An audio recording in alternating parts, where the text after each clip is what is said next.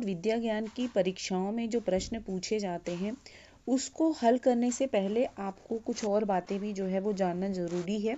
और उसके अंतर्गत एक बात जो आती है वो आती है संख्या पद्धति के बारे में जानने की। तो सबसे पहले हम लोग ये जानते हैं कि संख्या पद्धति होती क्या है। संख्याओं को लिखने और संख्याओं के नामकरण को व्यवस्थित करने की प्रक्रिया को संख्या पद्धति कहते हैं। मतलब हम लोग यदि कोई नंबर है बच्चों, यदि उसको लिख रहे हैं और हम लोग उसको लिखने के लिए यदि किसी जो है प्रक्रिया का हम लोग पालन कर रहे हैं, उसको किसी वर्ग में हम विभाजित कर सकते हैं, तो बच्चों वो जो होती है वो एक पद्धति कहलाती है। आगे मैं आपको इसको उदाहरण की सहायता से और अच्छे से समझा दूंगी, पर सबसे पहले ये जानना ज़रूरी है कि संख्या पद्धति में हम 0 से लेकर अनंत तक की संख्याओं के बारे में पढ़ते हैं और समझते हैं। ठीक है, तो इसमें जो संख्याएं होती हैं वो 0 से स्टार्ट होती हैं और फिर ये अनंत तक की संख्याएं जो होती है उसके बारे में पढ़ा जाता है। अब हम देखते हैं कि किस प्रकार से इन जो पद्धति होती है उसके अंतर्गत जो सबसे पहली संख्याएं होती हैं बेटा, एक तरह से देखा जाए तो संख्या पद्धति मतलब संख्याओं के प्रकार आप बोल सकते हो। ठीक है, तो पहली जो है वो है प्राकृतिक संख्या या नेचुरल नंबर। गिनती में उपयोग की जाने वाली प्रत्येक संख्याएं प्राकृतिक संख्याएं कहलाती हैं, जैसे 1 2 3 4 5 और फिर ये कितने भी अनंत तक की जो संख्याएं होती है बच्चों, ये कहलाती हैं आपकी प्राकृतिक संख्या, जिन्हें नेचुरल नंबर कहते हैं। ठीक है, तो 1 से स्टार्ट होगी, बस इस बात को आपको ध्यान में देना है कि जो प्राकृतिक संख्या होगी वो 1 से स्टार्ट होगी और उसके बाद ये देख रहे हैं आप 9 है तो 10 11 12 और ये पूरा कहीं तक भी जो है वो अनंत तक जाएगी। और संख्याएं होती हैं वो होती हैं सम संख्या। ठीक है, सम संख्या या जिसे इंग्लिश में इवन नंबर भी कहा जाता है बच्चों। सम संख्या ऐसी संख्या होती है जो 2 से पूर्णतः विभाजित हो जाती हैं। तो आप देख सकते हैं 2 से ये स्टार्ट होगी। ठीक है, यहाँ पे कौन कौन से नंबर नहीं आया है, 0 और 1। ठीक है, ये छोड़ने के बाद में अब आपको देखना ये है कि ऐसी कौन कौन सी संख्याएं हैं जिनमें 2 का भाग चला जाता है। तो एक तरह से आप देखिए 2 की टेबल जो है वो चल रही है ना। 2 1 जा 2 2 2 जा 4 3 जा 6 4 जा 8 5 जा 10 12 14 16 18 20, इसी तरह से 22 24 26 एंड सो ऑन, और ये अनंत तक चली जाएंगी। बस ध्यान ये रखना है आपको कि सम संख्याएं वे संख्याएं होती हैं जो 2 से पूर्णतः विभाजित होती हैं। आप इस प्रकार से भी समझ सकते हैं कोई भी संख्या, अब यहाँ पे आपको छोटी संख्या है तो बड़ी आसानी से आप पता लगा ले रहे हैं, पर यदि कोई बड़ी संख्या होगी तो आप वहाँ पे ध्यान देना कि यदि इकाई में, ठीक है, इकाई में क्या क्या आना चाहिए, 0 2 4 6 और 8, यदि ये संख्या आ रही है इसका मतलब है कि वो संख्या 2 से विभाजित हो जाएगी और उसका मतलब है कि वो संख्या एक सम संख्या है। ठीक है, तो ये हमेशा ध्यान रखना। एंड फॉर एग्जाम्पल मैं आपको हम एक संख्या जो है वो लेते हैं और मैं आपको बताती हूँ कि वो सम संख्या है ही नहीं। एक आप नंबर ले लीजिए 324। ठीक है, अब ऐसे ही पता चल जा रहा है कि इकाई में 4 है तो यह संख्या बच्चों एक सम संख्या होगी। और यदि आप इसे और अधिक जो है वो अपने कसौटी पे कसना चाहते हैं, आप और अधिक इसको चेक करना चाहते हैं, तो आप देखिए यदि 2 से डिवाइड करेंगे तो 2 1 जा 2 हो जाएगा।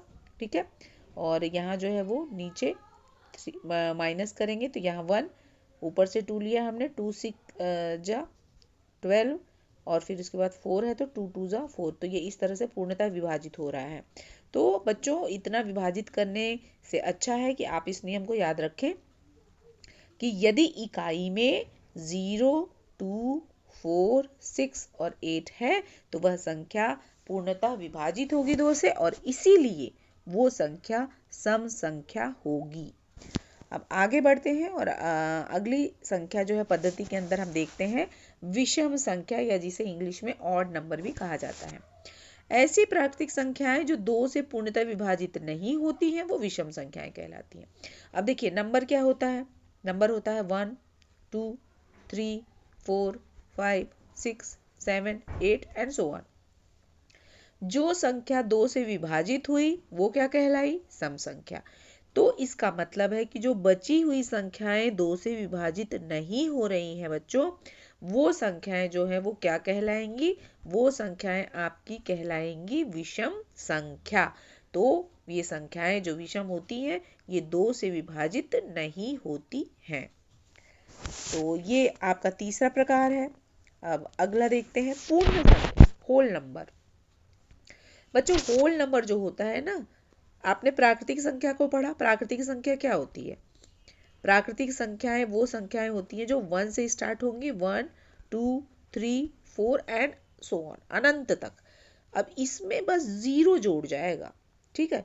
जैसे ही जीरो जुड़ता है अब ये हो गई पूर्ण संख्या, है ना, पूरी हो गई। अभी तक क्या थी? आधी थी, क्योंकि हम 1 2 3 4 10 तक काउंट कर रहे थे, लेकिन जीरो तो छूट रहा था। जैसे ही जीरो प्राकृतिक संख्या के साथ में जुड़ गया, अब ये हो गई पूर्ण संख्या या होल नंबर, ठीक है। तो बच्चों अब आगे बढ़ते हैं और हम अगली संख्या पद्धति में देखते हैं।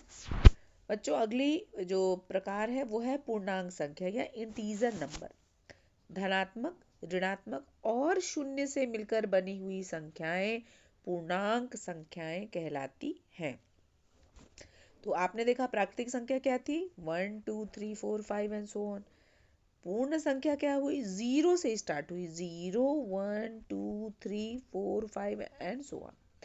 पूर्णांक संख्या बच्चों होती है, अब ये जीरो से भी पहले -1, ठीक है, -2 -3, तो ये पूरी संख्याएं मिलके बनेंगी आपकी पूर्णांक संख्याएं, जहां पर कि ऋणात्मक संख्याएं भी होंगी, ठीक है, धनात्मक संख्याएं भी होंगी और आपके जीरो भी होगा, ठीक है। जीरो और इस तरफ सारी धनात्मक संख्याएं और इस तरफ होंगी सारी ऋणात्मक संख्याएं। तो इस तरह से बच्चों ऋणात्मक और धनात्मक संख्याओं से मिल करके जो होती है संख्या बनती है वो कहलाती है पूर्णांक संख्याएं। अब ये देखिए यहाँ पे ये 3 प्रकार की होती हैं: धनात्मक संख्या, ऋणात्मक संख्या और उदासीन पूर्णांक। धनात्मक संख्या 1 से लेके अनंत तक की सभी धनात्मक संख्याएं, है ना, जिसके सामने देखिए कोई साइन नहीं लगा है। जीरो के बाद देखिए 1 2, कोई साइन नहीं है, इसका मतलब ये धनात्मक है। 1 से लेके अनंत तक की सभी ऋणात्मक संख्याएं, ठीक है, पूर्णांक। अब ये जीरो से पहले -1 -2, ये बच्चों ऋणात्मक संख्याएं कहलाती हैं, ठीक है। बच्चों तीसरा प्रकार है उदासीन पूर्णांक। तो ये धनात्मक और ऋणात्मक चिन्ह का इस पे कोई प्रभाव नहीं पड़ता, ठीक है, ये मिसप्रिंट है, यहाँ पे प्रभाव होगा। ये जीरो होता है, ठीक है। ये धनात्मक संख्याएं और जो ऋणात्मक संख्या होती है उनके बीच में बच्चों ये जो जीरो है ना, ये कहलाता है आपका उदासीन पूर्णांक, ठीक है, जिसपे कोई फर्क नहीं पड़ रहा। बच्चों हम आगे की संख्या पद्धति के अंतर जो प्रकार होते हैं वो हम अगले वीडियो में देखेंगे।